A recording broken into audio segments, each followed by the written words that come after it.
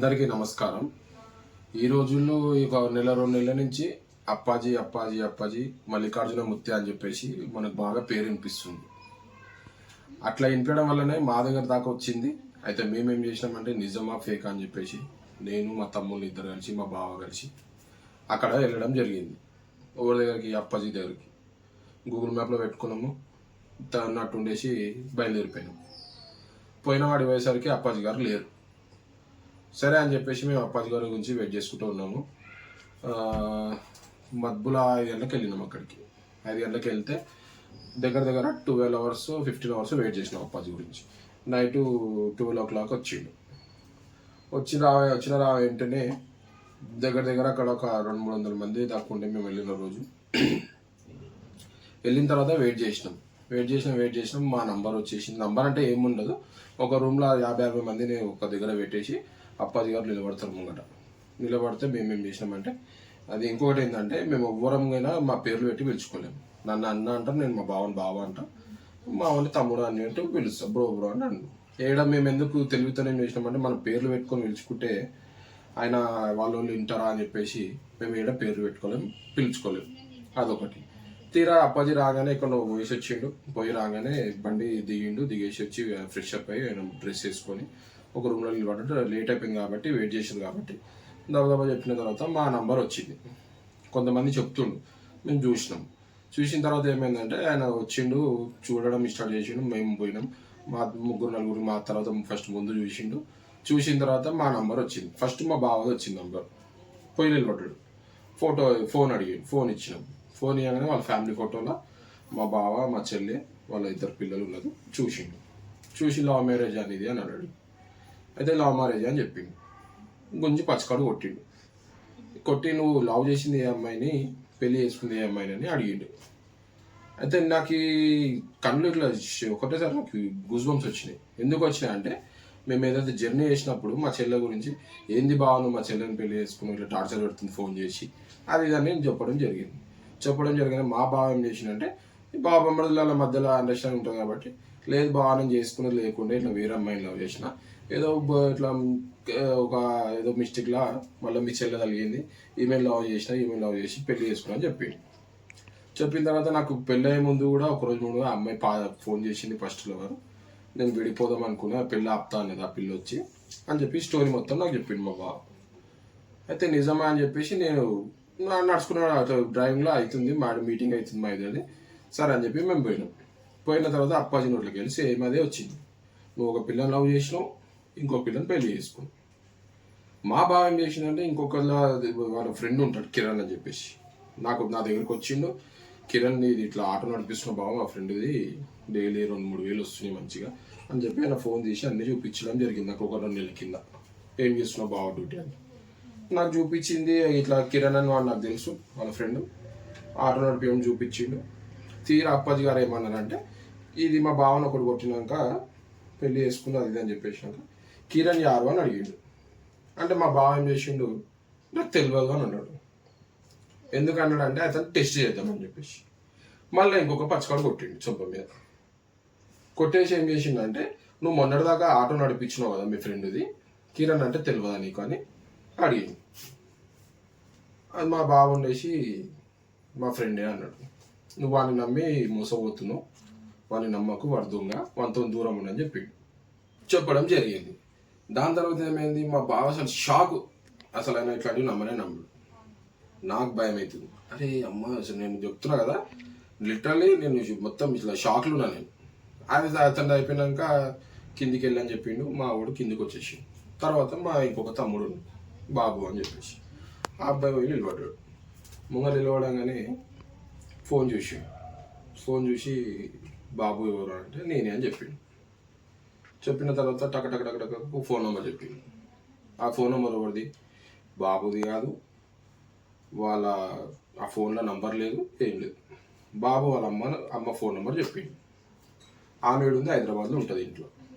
ఆ నంబర్ మా దగ్గర అయితే లేదు. ఆమె హైదరాబాద్లో ఉంటుంది. హైదరాబాద్లో ఆమె నంబర్ చెప్పేసిండు. నేను షాక్ అయిపోయినా. అరే అమ్మ, నంబర్ ఎట్లా చెప్తుండ్రా బాబు అని చెప్పేసి.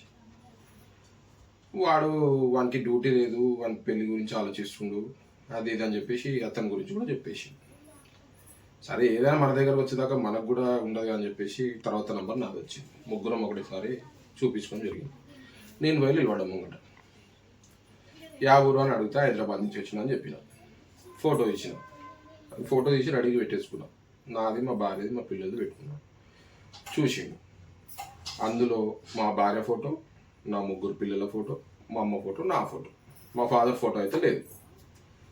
మా ఫాదర్ చనిపోయి దగ్గర దగ్గర 20 సంవత్సరాలు అవుతుంది. ఆయన పేరు కూడా నేను మర్చిపోయినా, మా నాన్న పేరు కూడా మర్చిపోయినా.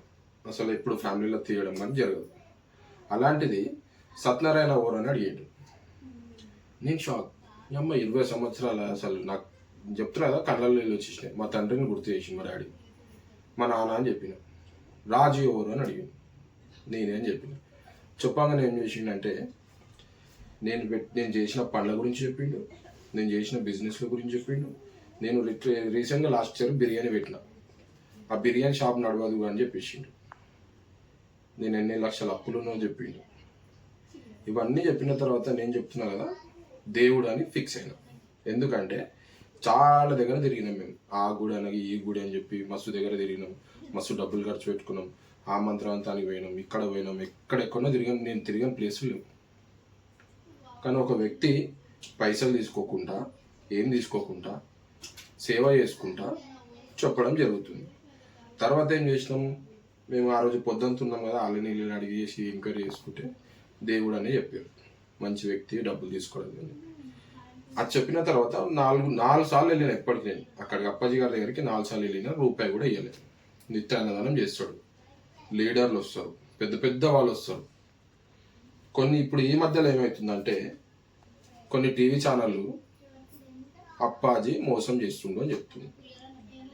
మోసం అంటే ఏం చేస్తుండు, మీ తన ₹1 కోటి తీసుకుండా, మీ తన 10 లక్షలు తీసుకుండా, మీ తన ఒక 500 తీసుకుండా, ఒక ₹1000 తీసుకుండా, గరీబుల తనైతే రూపాయి తీసుకుంటలేడు.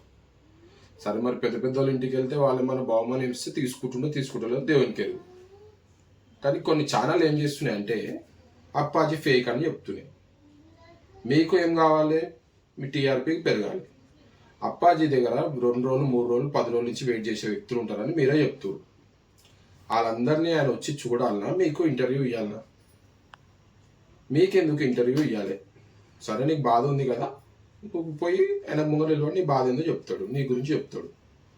నువ్వేం చేస్తున్నావాడా? డైరెక్ట్ పోతున్నావు, కెమెరా దొంగతనంగా పెడుతున్నావు, కొడుతుండు చేస్తుందంటే. ఒక దగ్గర ఒక గుంపులో ఒక 1000 మంది ఆయన చుట్టుముట్టు ఉండి నేను పోతా అని దొబ్బుకోవడము, తిట్టుకోవడము, చిన్న చిన్న పిల్లలను తీసుకొని అడిగి వెళ్తారు బాధలతో. కొంతమంది ఆడపిల్లలు ఉంటారు, వాళ్ళ మీద పడడం జరుగుతుంది. ఆయన కొట్టడంలో తప్పు లేదు. ఆయన ముక్కు విండుతుందంటే ప్రేమగా ఇట్లా ఏదో బుజ్జగిచ్చినట్టు చేస్తుండే. ఆయన ఆడపిల్లల ముక్కు విండుతుండు, కొడుతుండంటే తప్పు విషయం. ఎందుకంటే అక్కడ దగ్గర ఉండి మేము ఒక్కసారి, నేను 4 సార్లు అంటే నేను దగ్గర నెల మొత్తం అక్కడనే తిరిగిన. ఎందుకంటే నిజమా అబద్ధం నా గురించి చెప్పిండు, నాకు మంచిగా అవుతుంది, నాకు ఒక డేట్ రాసి ఇచ్చిండు, అతని దగ్గరికి వెళ్ళినప్పటి నుంచి నాకు మంచి జరుగుతుంది. కొన్ని రెమెడీస్ చెప్పిండు, అది కూడా నీకు ఇట్లా ఇవి తీసుకురా, నీకు ఇట్లా పూజలు చేయాలి, ఇన్ని డబ్బులు ఖర్చు అవుతాయి అని ఏ రోజు చెప్పలేదు. చిన్న చిన్న రెమెడీ చెప్తుండే, ఆయననే సామాన్లు ఇస్తుండో, అవి తీసుకొని వెళ్ళి మేము చేసుకుంటున్నాం ఇంట్లో. దానికి కూడా ₹1 తీసుకుంటున్నాడు. మీకు ఎక్కడ దొంగలాగా అనిపించింది అప్పాజీ అని నాకు అర్థమవుతుంది. ఇప్పుడు ఏం జరుగుతుందంటే మంచి ఒక వ్యక్తి వచ్చి గరీబోళ్ళకి మంచి చేస్తుందంటే సపోర్ట్ చేయండి. ఇప్పుడు ఆయన మీకు మోసాలు చేస్తలేడు, డబ్బులు తింటలేడు, ఏం చేస్తలేడు. మీరు ఎందుకు టీవీ ఛానల్లో ఇట్లా చేస్తున్నారు నాకు అర్థమవుతలేదు. ఇప్పుడు కొన్ని దగ్గర మతాలను మధ్యలో తీయొద్దు. కొన్ని దగ్గర చర్చిలలో పోయేసి చేయి పెట్టంగానే మంచిగా అవుతుంది, పిచ్చోన్లాగా ఉర్రంగానే ఆయన పోయి చేయి పెట్టంగా మంచిగా అవుతుంది. అవన్నిటిని మీరు ఎందుకు పాయింట్అవుట్ చేయరు? అదొకటి. డబ్బులు తీసుకుంటారు, ఉండీలు పెడతారు, ఆ ఉండీలలో డబ్బులు వేస్తారు, దాన్ని మీరు ఎందుకు చేస్తలేరు? 100,000 మందిని వదిలేసి మీకు ఇంటర్వ్యూలు ఇస్తే, మీ టీవీకి ఇంటర్వ్యూలు ఇస్తే మీకు అప్పాజీ మంచి, లేకపోతే చెడు. టీవీ ఛానల్ అనేది ఇట్లున్నది. నెక్స్ట్ ఆస్ట్రాలజీ అని చెప్పేసి యూట్యూబ్, ఇది ఇన్స్టాగ్రామ్ ఓపెన్ చేసినా, యూట్యూబ్ ఓపెన్ చేసినా ఆస్ట్రాలజీ అని ఉంది. ఎంతోమంది బాబాలు అనుద్దాలని వాళ్ళు ఏదో ఉంటుంది. వాళ్ళు ఏం చేస్తారంటే రాజు అనే పేరుకి బాగుంది, బలం ఉంది, తులారాశి వాళ్ళకి బాగుంది, ప్రసాద్ అనే పేరుకి మంచి బలం ఉంది, శ్రీకాంత్ అనే పేరుకి మంచిగా ఉంది, అట్లా చెప్పడం జరుగుతుంది. వాళ్ళు ఏం చేస్తారు, వాళ్ళకు పిచ్చోళ్ళలాగా పబ్లిక్ ఏం చేస్తారు, ఫోన్ చేస్తారు. ఫోన్ చేసి ఏం చేస్తారంటే వాళ్ళ మనుషులు ఎత్తేసి, గురూజీ గారు బిజీ ఉన్నారు, మీకు వచ్చే నెల 20 తారీఖు టైం ఉంటుంది, చూస్తారు, 3000 రూపాయలు అవుతుంది, ఫస్ట్ 2000 రూపాయలు అడ్వాన్స్ కట్టాలని చెప్తారు. పోతాం, అట్లా చూపిస్తున్నాను నేను కూడా. ఇవి ఇట్లా చేయాలి, ఇట్లా పైకి ఒత్తులు దిద్దాలి, అది దిద్దాలి, ఇది దిద్దాలి అని చెప్తే అన్నీ చేసిన నేను కూడా. ఇప్పటిదాకా మన లైఫ్లో అయితే ఏం చేంజ్ రాలేదు. అదొకటి. కొత్తగా ఇల్లు వాస్తు అని చెప్పేసి మళ్ళీ వస్తుంది. ఆయన ఏం చేస్తాడంటే 9000 రూపాయలు ఇంటికి వస్తే చేస్తాడు, చూస్తాడంట. ఆన్లైన్ అయితే 7000 రూపాయలు అంట. ఏదో ఆఫర్ పెడితే 900 ఏదో ఉన్నది. మరి ఆయనను ఎవరు అడగరు. అప్పాజీని టార్గెట్ చేయడం ఎందుకు? నేనైతే అప్పాజీ మనిషిని కాదు, నేను హైదరాబాద్ కర్తాబాద్లో ఉంటాను, నాకు ఆయన తెలియదు, వాళ్ళ భాష తెలియదు, ఏది తెలియదు. కానీ నేను నమ్మిన, దేవుడు అని నమ్మిన. ఎందుకు నమ్మిన అంటే, ఒక 20 సంవత్సరాల కింద చచ్చిపోయిన మా నాన్నగారి పేరు చెప్పిండు, మా తమ్ముని వాళ్ళ అమ్మ నంబర్, ఫోన్ నెంబర్ చెప్పిండు, ఇవన్నీ చెప్పడం జరుగుతుంది. ఎట్లా చెప్తుండు?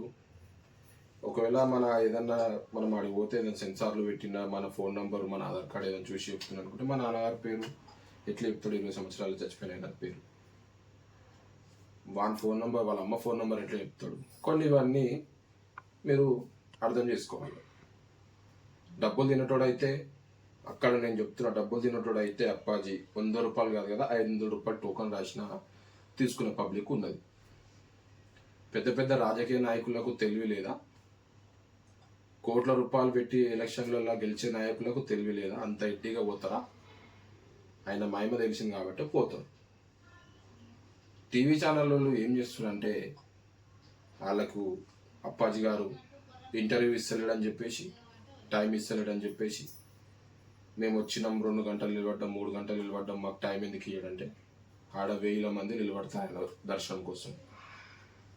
కొడుతుందని చెప్పి ఒకటే రిపీట్గా వేసి చేసి అది కరెక్ట్ కాదు. చాలామంది బాధలతోని, కష్టాలతోని మిడిల్ క్లాస్ వాళ్ళు చాలామంది ఇబ్బంది ఉన్నారు. ఒక గుడికి పోతే, ఎగ్జాంపుల్ చెప్పిన, ఒక గుడి దగ్గర పోతే ఆ బయట హోటల్ దగ్గర ఒక పూట అన్నం తినాలంటే ఒక 100 నుంచి 120 రూపాయలు అవుతాయి. నీకు నిత్య అన్నదానం చేస్తాడు ఆయన. నువ్వు 3 పూటలు తింటావా, 4 పూటలు తింటావా, 5 పూటలు తింటావా, ఆడ అడిగేటవాడు ఓడి ఉంటాడు. ఆకలి అయిందంటే ప్లేట్ తీసుకోవాలి, పోయి అన్నం వేసుకొని తినాలి. ఎవరు పెడతారు ఇవాళ రేపు? ఆ బాబాజీ అంటారో ఏదంటారో, ఆయనైతే నేనైతే నాకు దేవుడు అని అనుకుంటున్నా, ఆయనే పెడతాడు.